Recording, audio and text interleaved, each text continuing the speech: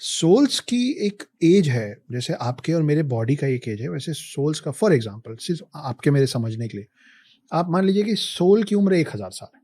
हम्म मान लेते हैं एक आत्मा है जिसकी उम्र 1000 साल है।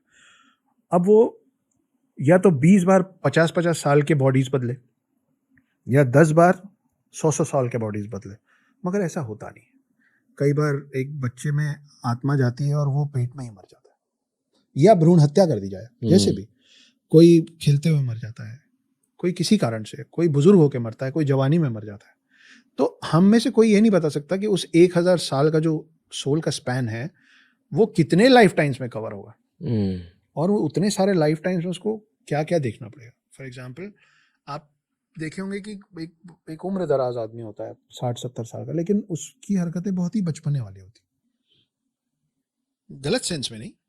वो या तो अपनी उम्र के हिसाब से वो जो जोक कर रहा है वो बड़ा बचकाना सा जोक है, या उसका बॉडी लैंग्वेज ऐसा है कि यार थोड़ा मतलब डिसेंट रहिए। आप बहुत सारे लोगों को देखेंगे जो हर बात में गाली देते हैं, वो बड़े हो गए हैं पर, और एट द सेम टाइम आप स्कूल कॉलेज में ऐसे लोगों को भी देखेंगे जो बड़े स्थिर हैं, very calm people. It is not because उनकी परवरिश कैसे हुई, क्योंकि ऐसा भी हो सकता है कि उन्हीं के फादर से आप मिलेंगे तो आपको लगेगा कि यार ये ज्यादा समझदार है पिताजी से।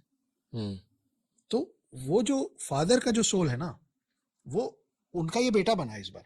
लेकिन अगर आप फादर के सोल और बेटे के सोल को कंपेयर करेंगे तो सोल की उम्र होगी 600 ईयर्स और फादर की एज का सोल की एज होगी कहीं 300 ईयर्स। तो कुल मिला के son is elder then the father at the age of soul. अब ये क्यों मिले हैं, ये अगली बार फिर मिलेंगे, क्योंकि उसी को शायद कार्मिक कनेक्शन बोलते हैं कि इस जिंदगी में मिले हैं, फिर अगले जीवन में ये कुछ और होगा, कोई कुछ और होगा। लेकिन वो किसी ना किसी तरीके से their roads their paths will cross.